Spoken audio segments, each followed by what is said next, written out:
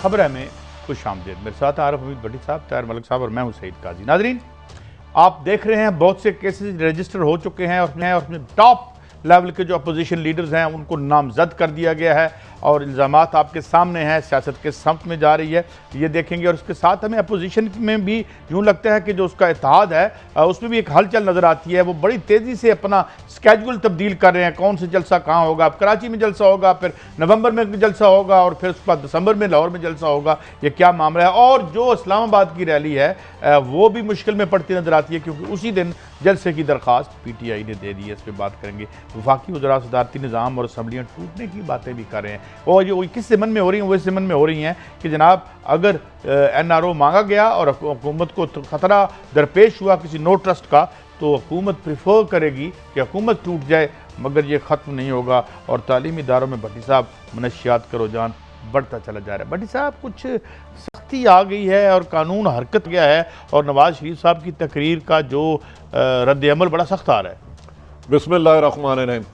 काजी साहब, मेरे ख्याल में भी मियाँ साहब ने कुछ तकरीर में नामुनासिब अल्फाज इस्तेमाल किए। पॉलिटिशन को सियासी मामला सियासी तरीके से हल करने चाहिए और कानूनी मामले कानूनी तरीके से हल करने चाहिए। देखें, अब मुस्लिम लीग नून के पास ऑप्शन क्या है? आप मूवमेंट चला रहे हैं हुकूमत के ख़िलाफ़, तो आपके पास कोई मकसद बज़ाहिर बादी नज़र में नज़र नहीं आता।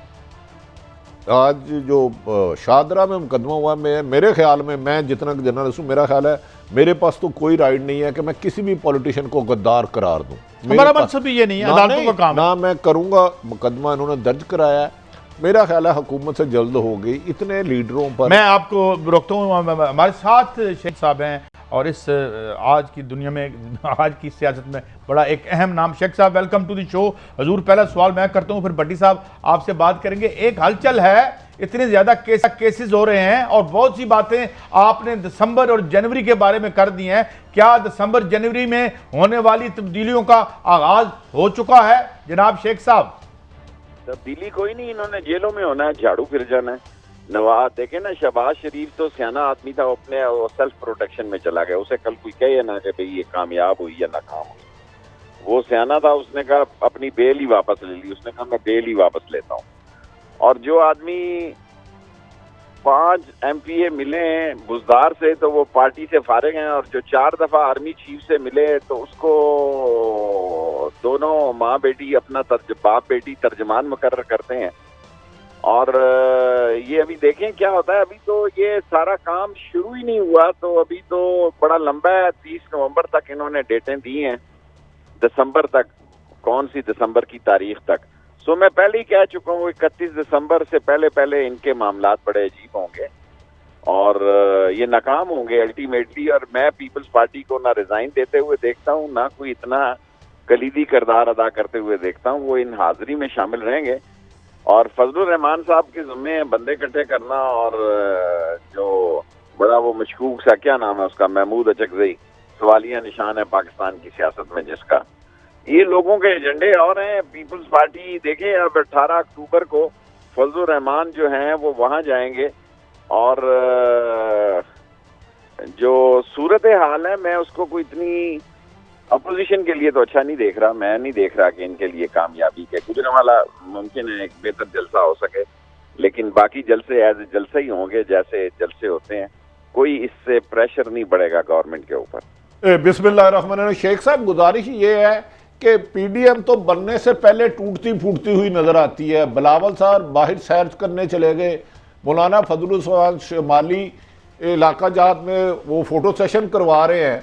और दूसरी बात ये बताएं कि पूरी PTI जोर लगा के बोलती है, 2-2 घंटे की प्रेस कॉन्फ्रेंस करती है, लेकिन जब शेख रशीद से बोलते हैं तो मरियम साहिबा को बड़ा नागवार गुजरता है। इसके पीछे क्या बैकग्राउंड है?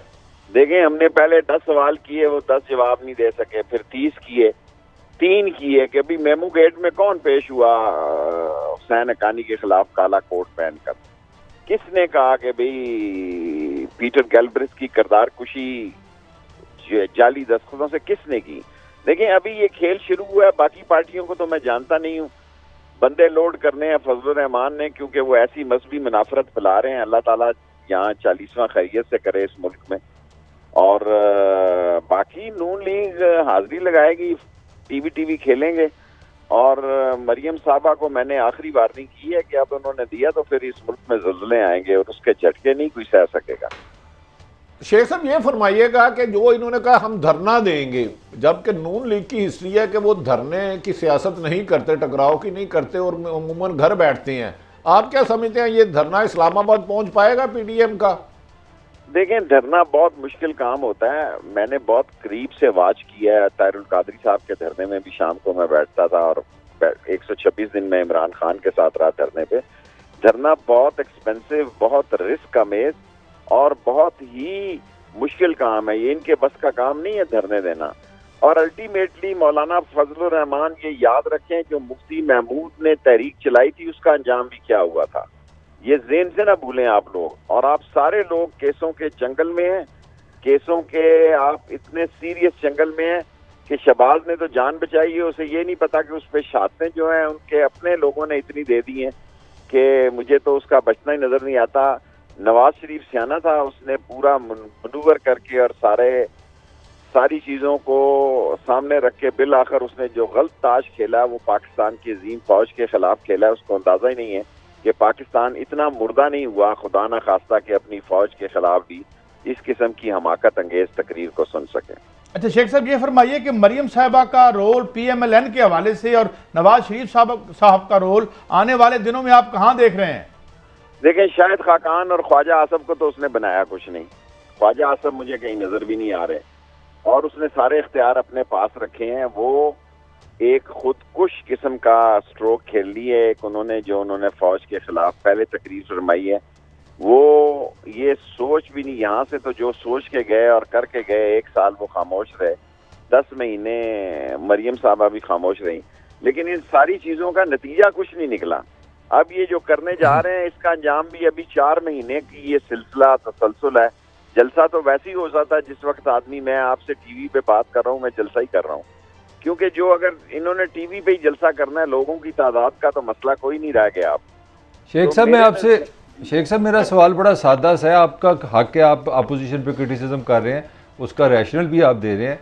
मेरा सवाल ये कि अगर हुकूमत की जो परफॉर्मेंस पे एक तनकीद हो रही है, महंगाई और बेरोज़गारी जो 2 इतने बड़े इशू हैं, इनके होते अपोजिशन को फ़ायदा नहीं होगा? लोगों में आप नहीं समझते कि लोगों में एक बेदिली सी हुकूमत के खिलाफ भी है इस हवाले से? बेदिली एक अच्छा लफ्ज है लेकिन नफरत नहीं है। बेदिली एक अच्छा लफ्ज है कि हमारे दवाइयों में और आटे और चीनी में हमारी परफॉर्मेंस जो है वो ऐसी नहीं है जैसी होनी चाहिए थी। इसको ठीक करेंगे इंशाअल्लाह ताला।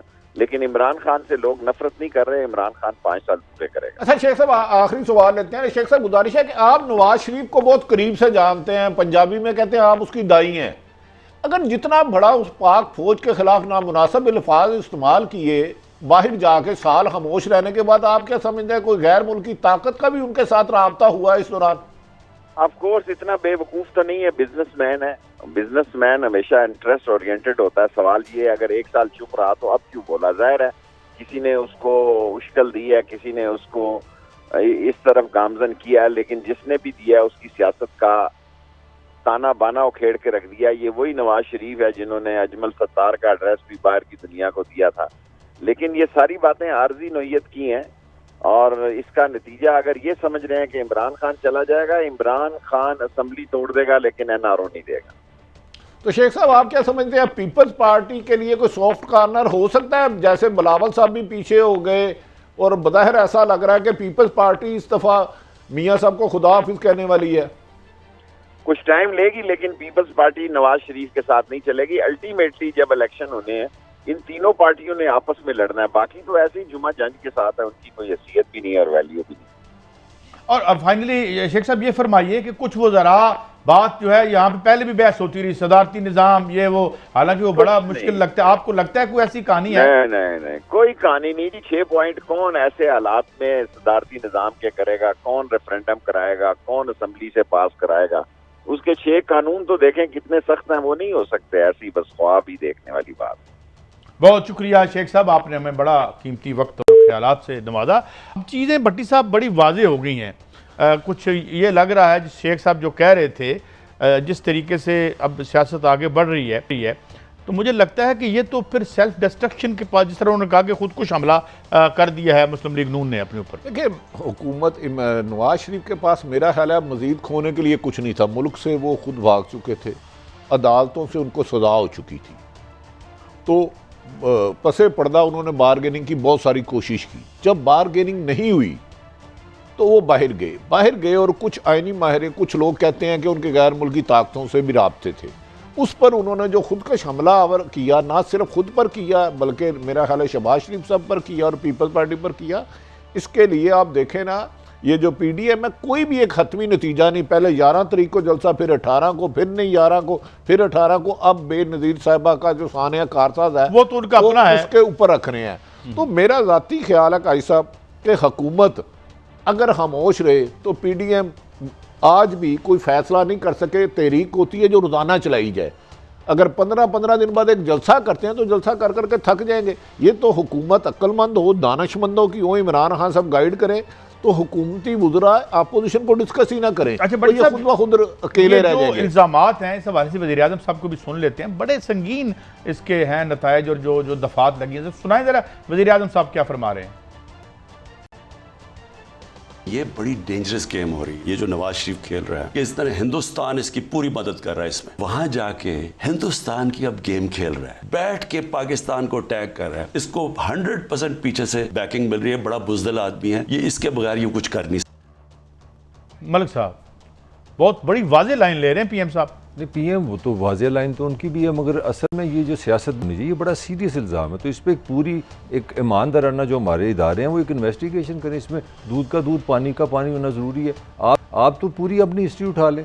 आप सोलवर्दी को ले लें, मोहतरमा फातिमा जना को ले लें, फैज़ अहमद फैज़ को ले लें, हबीब जालब को ले लें, वली खां को ले लें, गरदार और इंडिया आप जोड़ते रहे हैं। मैं ये नहीं कह रहा कि गलत इल्ज़ाम आता है, मगर मेरा ख्याल है अब हमें बड़े हो जाना चाहिए। 70 साल के हम हो गए हैं, तो अभी तक इतनी इंडिया की जरूरत कि वो हमारे वज़ीर आज़म को भी ले जाए, हमारे शायर को भी ले जाए। देखें उसमें जो उन्होंने बयान, जिस तरह भट्टी साहब भी कह रहे हैं कि जो उन्होंने वहाँ बैठ के तकरीर की, या इवन जब वो प्राइम मिनिस्टर थे तो उन्होंने कहा कि जनाब हम यहाँ से बंदे भेज रहे हैं, तो वो उसको आप कैसे मेरे लिए ये भी तो बड़ा मुश्किल है ना हज़म करना। अगर मेरा 3 दफ़ा का वज़ीर आज़म अगर इंडिया के लिए काम करता है तो ये उससे भी ज़्यादा सीरियस मैटर है। फिर तो मेरा रियासती ढांचे भी एतबार ख़त्म हो जाएगा। मेरे लिए इसको हज़म करना बहुत मुश्किल है। नहीं भट्टी साहब आप क्या कहेंगे कि जो उन्होंने बयान दिया है और जो उनका लेकिन एक और भी बात कि उनका स्टैंस बाहर जाके और तेज़ हो गया है। देखिए हुकूमत से बाहर मैं और आप बात कर लेना और बात है। ये बयान जो मैंने इमरान खान साहब का ये बयान सुना नहीं था पहले। अगर मुल्क का वज़ीर आज़म कह रहा है कि नवाज शरीफ गैर मुल्की एजेंडे और भारत के हाथों में खेल रहा है तो ये मामूली बात नहीं है। मैं मलिक साहब को सेकंड करता हूँ। इस पर तो इन्हें फौरी तौर पर कमीशन बनाना चाहिए कोई। खुदा ना खास्ता, अल्लाह ना करे, अगर ये सच है, अगर वो गैर मुल्की, खुसूसन भारत के एजेंडे में, हमारे यहाँ तो कोई और 2 ममालिक की राय थी, लेकिन फिर वज़ीर आज़म इमरान खान मौजूदा, उनके पास तो तमाम कानूनी दायरे हैं। उन्हें इस बात को मामूली करके छोड़ना ही चाहिए, एंड तक जाना चाहिए। अगर खुदा ना खास्ता नवाज शरीफ बकौल इमरान खान साहब ये मुनासिब इल्ज़ाम नहीं रहता, ये तो साबित होना चाहिए। संगीन इल्ज़ाम है, इसकी तहकीक मुकम्मल होनी चाहिए। एक इंडिपेंडेंट कोई है बड़ा। और ये सिर्फ ये इल्ज़ामात नहीं है, जरा शेख रशीद साहब को भी सुन लें वो क्या कह रहे हैं, सुनाएं जी। आपने खटमंडो नेपाल में जो नरेंद्र मोदी से मुलाकात की, क्या उसका हाल अहवाल जो 1 घंटे से ज्यादा खुफिया मुलाकात थी फॉरेन ऑफिस को बताया? किसी पाकिस्तान के जिम्मेदार अदारों को बताया? अब शहबाज गिल को भी सुन लेते हैं ताकि बात जरा मुकम्मल हो जाए, सुनाएं जी। जिंदाल साहब एक बिजनेसमैन हैं जो पाकिस्तान बहुत दफा आए और आकर बगैर वीजे के प्राइम मिनिस्टर नवाज शरीफ को मरी में जाकर मिले। ए ਤੁਹਾਡਾ ਮਾਮਾ ਲੱਗਦਾ ਸੀ ਜਿਹਨੂੰ ਮਰੀ ਲੈ ਕੇ ਗਏ ਸੋ, और उस तो बाद ट्वीट कर दी थी ਤੁਹਾਡੀ मरियम बीबी कि हमारे पर्सनल रिलेशनशिप हैं। और बीबी 10 की पर्सनल रिलेशनशिप ने तेरे इन्हां नाल, सिर्फ धंधा है आप लोगों का, टके कमाते हैं आप लोग। ये मोदी दी भेजी हुई पग जदों ये गद्दार पाएगा सिर ते ये पैगाम देगा कि मेरी तेरी इज्जत वंडी हुई है, मैं तेरी इज्जत ली मरांगा तो तू मेरी इज्जत ली मरेगा। अब क्या इस पे मैं कमेंट करूं भट्टी साहब? देखिए सज्जद जंदाल की ब्रेक मैं एयरवे में था, हमने ही ब्रेक की थी। ये इसको पिंडी बुलाया गया और इस्लामाबाद का वीज़ा था, पिंडी का वीज़ा नहीं था। मियाँ साहब मरी मिले। लेकिन शेख रशीद साहब की बात, मैं उनको बरतानिया दौर का जानता हूँ। शेख रशीद साहब ने जो मरियम को वार्न किया ना, वो बिला वजह नहीं कहा। मुझे पता है जो ये स्टोरी दे सकते हैं, और बमशल होगा वो होगी आज से तकरीबन 3.5 साल पहले की। मैं आपको यानी आप समझते हैं कि शेख साहब के पास जो कोई खबर है वो कोई बहुत बड़ी खबर एक बम शेल है, बम शेल। मैं शेख रशीद साहब को बरतानिया दौर का जानता हूं, वो मुझे पता है क्या खबर है। मैं इसलिए नहीं दे सकता, मैं एक जर्नलिस्ट हूं, वो एक पॉलिटिशियन है, उनके राब्ते भी हैं। वो 3.5 साल पहले की एक ऐसा खबर है कि उसके बाद मुस्लिम लीग को करना बहुत मुश्किल होगा। मेरी अपनी राय है, हो सकता है खबर हो ना हो, लेकिन जो सज्जन जंदाल है ना, ये हुसैन नवाज साहब का दोस्त है, इनका पार्टनर भी है मलक साहब। इसको वीज़ा था इस्लामाबाद का, और पिंडी डिस्ट्रिक्ट अलग है। इंडिया से जो हम जिसको वीज़े देते हैं ना, उसका कानून ये दूसरे शहर में कभी नहीं जा सकता। ऐसे ये दोनों लेकिन मियाँ साहब का ख्याल था कि पीएम हाउस को नवाज शरीफ साहब का शायद बग किया जाता है, वो उन्हें इस्लामाबाद ले गए, और उधर जो उन्होंने सज्जन जंदाल से मुलाकात की, एक कमरे में बैठ के नहीं की, वो अपनी पोजीशन मूव करते रहे। तो ऐसी खुफिया बात ही थी। खाकान अब्बासी साहब ने भी एक कुछ बात की है इस हवाले से, वो जरा सुनते हैं, फिर मैं इस बात पे रहेंगे। एक संगीन इल्जाम नून लीग पर है, इसका जवाब सज्जन जंदाल का। इसका जवाब जंदाल कौन है जी? जी भारतीय बिजनेसमैन है सर। मैं नहीं जानता हूँ। आप नहीं जानते हैं? आए हैं तो उनके खिलाफ कार्रवाई कर लें। ने कहा कि यहाँ से भी बगैर वीजे लोग भारत जाते। कौन लोग हैं जो यहाँ से बगैर? हर किस्म के लोग जाते हैं, ये कर्टसी होती है। आपको मुल्क कहते हैं ठीक है आपने आना है, आप आ जाएं, आप वीजा हम आपको अराइवल दे देंगे, या वीजे के बगैर बिजनेसमैन जाते हैं, बिजनेसमैन भी जाते हैं, पॉलिटिशियन भी जाते हैं। सर कोई नाम जाते हैं सर, ये भी इल्जाम ना हो जाए, कोई नाम भी है, कोई हकीकत है इसके पीछे? मैं खुद कई दफा गया हूँ बगैर वीजे के। सर बाबासी साहब मैं कह देता हूँ आपको बगैर वीजे के गया। पार्लियामेंटेरियंस को सार्क के अंदर हक है कि वो जाएं दूसरे ममालिक में बगैर वीजे के। जी ये है जी कोई अरेंजमेंट? मेरे तो मैं बताता हूँ, सज्जन जंदाल शाहिद हकान अब्बासी सब काबिल एहतराम है, हमारे लिए हर पॉलिटिशियन काबिल एहतराम है। मैंने पहले भी कहा था, हम ना किसी को गद्दार कहेंगे ना मुल्क दुश्मन कहेंगे। गुजारिश है, सज्जन जंदाल को ये वाकई नहीं जानते? डू यू थिंक आपको पता है इसको क्या प्रोटोकॉल मिला था सज्जन जंदाल जब पाकिस्तान तशरीफ लाए थे? आपको पता है मोदी को पाकिस्तान में मरियम साहिबा की साहबजादी की शादी में किसने इनवाइट करवाया था? इस तरह ना करें हमारे साथ। देखें, नाले चौपड़ियाँ नाले दो। जब वो आए पग आपको पहनाए, एयरपोर्ट पे बंदोबस्त था मलक साहब खाने पीने का। लाहौर एयरपोर्ट की लाहौर एयरपोर्ट सारे अदारों को पता था कि मोदी एयरपोर्ट में मुबारक दे के मरियम साहब की बेटी की शादी की नवाज शरीफ को चले जाएगा। अरेंजमेंट सारा किया गया, और इतना खुफिया रखा गया कि आपके अहम अदारे जब एयरपोर्ट से मोदी साहब को जाती उम्रा लगाया गया, उन्हें भी नहीं था पता कि आज जाती उम्रा उसने जाना है। मैं आपको कैसी खबरें दे रहा हूँ, तुम मैंने मरवाओगे, अंदर भी कराओगे। नहीं, मतलब ये तो एक खास प्रोटोकॉल तो हर मुल्क में होता है। आप सिक्योरिटी एस्टैब्लिशमेंट को नहीं देखे, आपका दुश्मन मुल्क जो उस वक्त अफगानिस्तान, और कोई उनके दरमियान कोई भी नहीं खराब तकरीर करके आया था। काबुल से आया था ये, काबुल में हमारे खिलाफ तकरीर करके आया था। और आप कम से कम अपने अदारों को सफारती सतह पर एक दुश्मन मुल्क का वज़ीर आज़म आ रहा है, चलो दोस्त बन के जैसे भी आपके लिए आ रहा है, तो उसका कहता है एक शेड्यूल बनता है कि इतनी देर रहेगा, यहाँ इधर जाएगा, स्केड्यूल बनता है, उसको बाईपास नहीं आप कर सकते। लेकिन अब शाहिद हकान अब्बासी साहब यकीनी बात है, वो भी साबिक वज़ीर आज़म रहे हैं। एक सवाल जो मेरे और ज़हन में मलिक साहब आता है, वो ये आता है कि मोदी अपनी पूरी कैंपेन एंटी पाकिस्तान चलाता है। उसने बांग्लादेश में जाता है तो हमें याद दिलाता है हमारे जख्म के, ये तो हमने तोड़ा था इसको।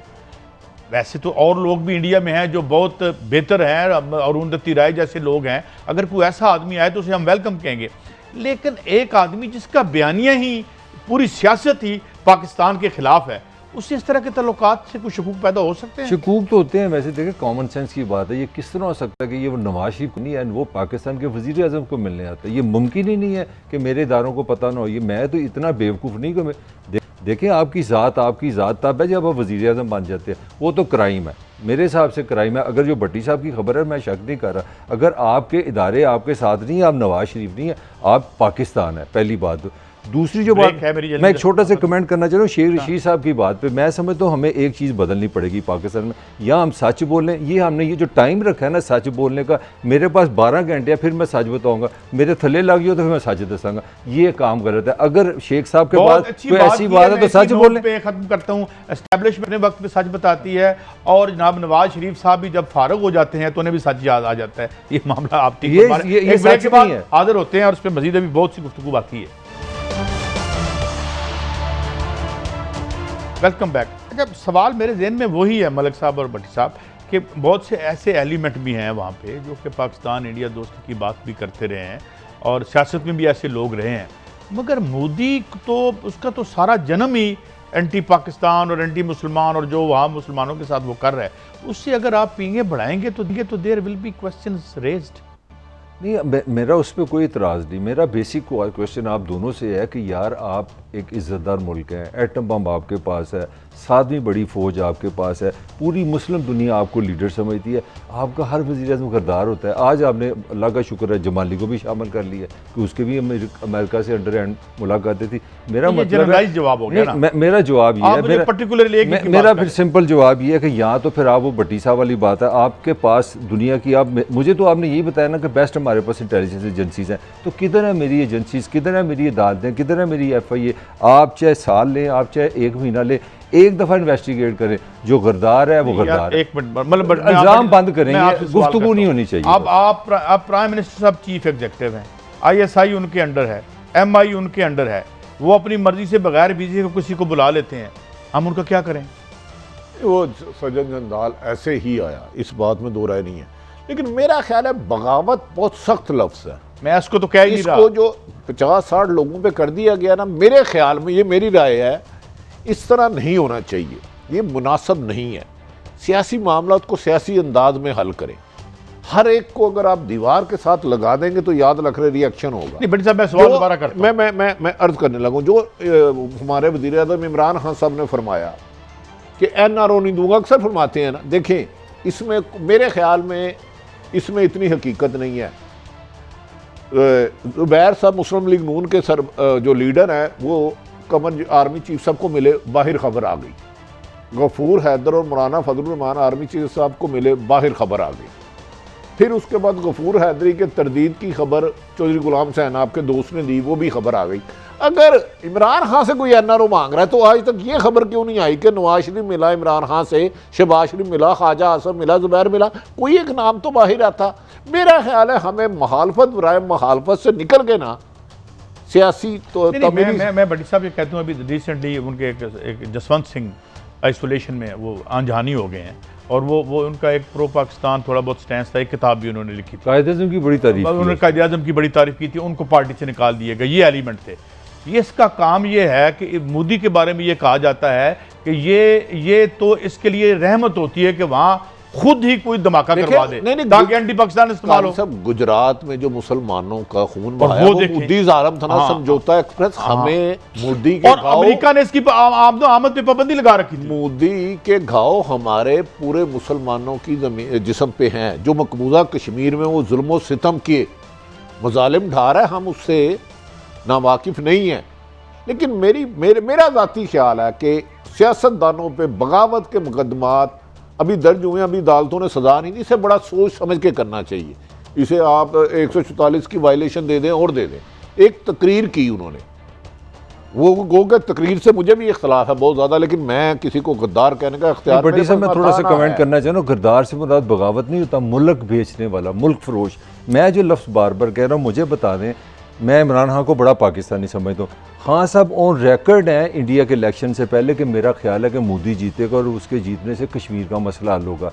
मुबारकबादें आपने भेजी हैं, आपने इंडिया की क्रिकेट टीम से जीते तो आपने नहीं, ऑस्ट्रेलिया से जीते, आपने मुबारकबाद दी। मैं इमरान को गद्दार कह दूं, यार ये तरीका है, बस करें यार, बहुत हो गई। Miscalculation on the part of Imran Khan हुई ना बात। नहीं भाई साहब अपनी ईमानदारी से बताएं, मोदी के एजेंडे पे कोई आपकी दो राय है? नहीं, उस पे हमारा गर्ज तो मैं अपने घर से है, मैं तो अपने घर से। दूसरी बात मैं बता दूं, आप हमारे को गद्दार कहते जा रहे हैं। इमरान खान साहब, सॉरी साबिक वज़ीर आज़म नवाज शरीफ साहब कुछ दिनों में मशावरत कर रहे हैं जिसमें मरियम साहबा का रोल बड़ा वाज़ेह है।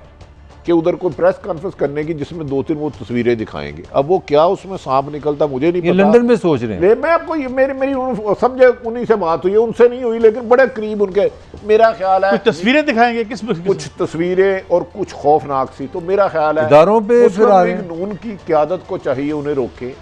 एक जब भी कोई भी किसी मुल्क का वज़ीर आज़म होता है तो कुछ राज उसके पास इमानत होती हैं, तो ईमान तक कब्रों के साथ। बड़ी साहब अगर वो इस तरफ से आएंगे, क्योंकि जाहिर है is privy to all the जो भी मुल्क के सीक्रेट्स हैं, फिर जाहिर रियासत मैं तो खबर दे रहा हूँ, हो सकता है वो ना करें, लेकिन नहायत मकबूल आदमी से कादी साहब वो आग से खेलने लगे हैं। जो मेरी इतला अल्लाह करे वो ना खेले। अच्छा चलें वो भी देखते हैं। अच्छा बड़ी साहब, ये वफाकी वज़रा और अभी शेख रशीद साहब हमारे यहाँ क्या गए हैं कि कोई ऐसा चांस नहीं है यहाँ पे ना सदारती निज़ाम का। अलबत्ता असम्बलियाँ इमरान खान को तोड़नी पड़ी तो वो तोड़ ना असम्बली इमरान खान तोड़ेगा, ना असम्बली इमरान खान तोड़ेगा, ना असम्बली इमरान खान तोड़ेगा। सदारती निज़ाम जो कहता है उसे मेरी एक गुजारिश है, मैंने थोड़ा सा आइन पढ़ा हुआ, मैं तलब इल्म हूँ, आइन ज़रूर पढ़ ले, मुझे बताएं सदारती निज़ाम जिनके पास 2-3 लोगों की अक्सरियत हो, वो भी मोहताज हो किसी और की, वो सदारती निज़ाम कैसे ला सकते हैं? मुझे आप कन्विंस करें आज। चलो हाँ, मैं रोज़ाना ये बेमकसद बहस सुनता हूँ, सदारती निज़ाम कैसे आइन के तहत कैसे लाएंगे?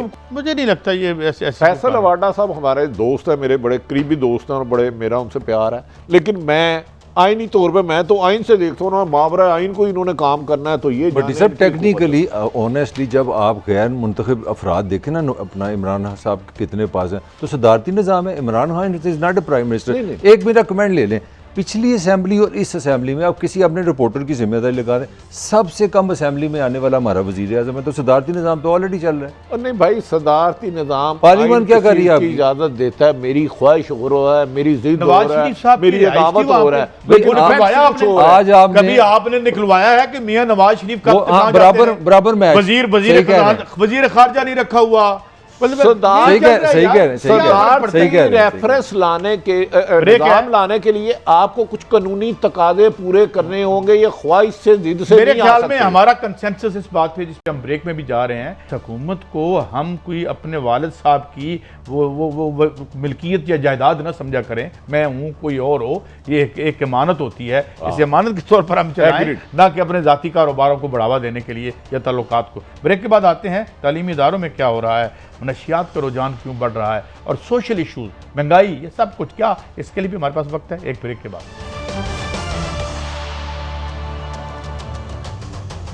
वेलकम बैक नाज़रीन। अभी हमें एक ट्वीट देख रहे हैं और जिससे यूँ लगता है कि गवर्नमेंट शायद डिस्टेंस कर रही है इस FIR से, क्योंकि इसमें कहा यह गया है फवाद चौधरी साहब की तरफ से कि वज़ीर आज़म साहब को इसका इल्म नहीं था जो कि FIR हुई, और उस पर इसके इल्म में, उनके इल्म में आने के बाद उन्होंने नापसंदीदगी का इज़हार किया। बड़ी साहब देखें, इससे पहले मरीम नवाज पे हुई, मैंने पहले ही कहा था ये गद्दारी के मुकदमत नहीं होने चाहिए, इमरान खान गलत रवायत है। इमरान खान साहब, मैं आपसे गुजारिश करता हूँ, आप बहुत मासूम हैं, आपको TV से पता चलता है कि महंगाई हो गई, पेट्रोल बढ़ गया, जुल्म हो गया, ये पर्चा SHO नहीं दे सकता, फिर जिसने ये मुकदमा दर्ज किया उसके खिलाफ कार्रवाई करें। ये आपके CCPO लाहौर उमर शेख, जिसको टारगेट मिला था कि एक सियासी जमात को ख़त्म करे, उनकी रजामंदी से हुआ, वरना इस मुल्क में पर्चा दर्ज कराना को वो पुल सरात अबूर करने के मुतरादिफ है। तो इस तरह ना करें। लेकिन आपने ये अगर नोटिस लिया है तो मैं समझता हूँ वज़ीर आज़म ने एक अच्छा फ़ैसला किया है। हमें अपने सियासतदानों को बगैर वजह के, बगैर साबित किए गद्दार नहीं करना, ना कहना है, ना करना चाहिए। देखिए ना, आप जब गलत रास्ते पे जाएंगे तो खुद ही उसका विक्टिम है ना। अब आप उसमें वज़ीर आज़म आज़ाद कश्मीर शामिल है, आप हमारी फ़ौज के 3 रिटायर्ड जो जनरल हैं उस वक्त वहाँ पे बैठे हुए थे, आप किस की बात करेंगे? शाहिदा खान अब्बासी के वालिद एक जनरल रैंक के बंदे हैं, ये अपने ज़ुबैर साहब जिनकी आप तनकीद कर रहे हैं, he is a son of a general. तो आप, ये फ़ौज किसी की नहीं है, एक की नहीं है, सब की है। तो आप इस तरह कन्फ्यूजन फैलाएंगे, जो मैं बार बार कह रहा हूँ कि खुदा के लिए अब हमें बड़े होने का टाइम आ गया। 72 साल से गद्दार का मतलब था मुल्क बेचने वाला, मुल्क दुश्मन। खुदा के लिए इस तरह की सियासत न करें। चलें, ये अब देखते हैं कि ये गवर्नमेंट का ये ऑफिशियल व्यू है या इनका ज़ाती किस तरीके से आता है। अभी हमने ये रिसीव की है जो चौधरी फवाद हुसैन साहब की है ये ट्वीट जो है, मगर इस पर हम गवर्नमेंट का रद्द-ए-अमल अभी मज़ीद देखेंगे क्या आता है और क्या नहीं आता। बटी साहब, अब हमारे बहुत से सोशल इश्यूज़ हैं, तालीमी इदारों में मनशियात जो है करोड़ों रुपए की बिकती कादिर है। साहब, मैं हुकूमत से गुजारिश करता हूँ, पंजाब में प्राइवेट स्कूल माफिया ने खोल ली हैं, माफिया ने। वहाँ मनशियात बिकचाई जाती है, फ्रेंचाइज दी जाती है। वज़ीर आज़म पाकिस्तान इमरान खान साहब, आपने साबिक़ वज़ीर आज़म समेत अहम लोगों पर गद्दारी के मुकदमे दर्ज करा दिए और इसका फैसला वापस लिए, ये ऐसा इक़दाम है। लेकिन ये प्राइवेट स्कूल अभी फैसले की वापसी की खबर नहीं आई। वो ना लें, चलो ट्वीट है, ट्वीट आई है। इनकी मर्जी। ये प्राइवेट स्कूल के माफिया को गिरफ्तार करें। आपको नहीं पता ये लोगों की नई नस्लें किस तरह तबाह कर रहे हैं। काजी साहब, एक अब कुछ अर्सा पहले को प्राइवेट स्कूल खुले हैं, उनकी ब्रांचें 500 हो गई। मैंने किसी बंदे को कहा, कहता कुछ नहीं, हम तो एफिडेविट पे फ्रेंचाइज करके बेचते जा रहे हैं, पैसे पकड़ो। तो टीचर्स का क्या लेवल है कोई पता नहीं। कॉलेजों में पता चला है उधर बाहर कोई अंडा बेचने जाता है, कोई सामान बेचने बोर्ड रखे हुए हैं और मनशियात बेच रहे हैं। यार खुदा के वास्ते इन प्राइवेट स्कूलों पे और अस्पतालों पे तो नजर रखें। काजी साहब, आप बताएं ना, आपके बच्चे पढ़ रहे हैं, आपका दिल खौफ में रहता है। जिस प्राइवेट स्कूल में गया पता नहीं उसके टीचरों का क्या है। वैसे तो भट्टी साहब, मैं आपको कोट करके इस प्रोग्राम को कंक्लूड करता हूँ कि मनशियात से ज़्यादा महंगी है इस वक्त तालीम खरीदना, और साथ मनशियात भी खरीदनी शुरू कर देंगे तो बहुत ज़्यादा बढ़ जाएंगे। लेकिन इसमें दो बातें हुई हैं। वो बातें ये हैं कि सरकार ने जब अपना काम नहीं किया तो प्राइवेट सेक्टर ने जो डिलीवर किया और जो यूनिवर्सिटी और जो उनका लेवल है और जो इस वक्त आप दुनिया भर में जो आपकी रैंकिंग है वो देख के शर्म आती है कि ये की थी हमने प्राइवेटाइजेशन तालीम की। बहरहाल कल फिर हाजिर होंगे। अल्लाह हाफ़िज़।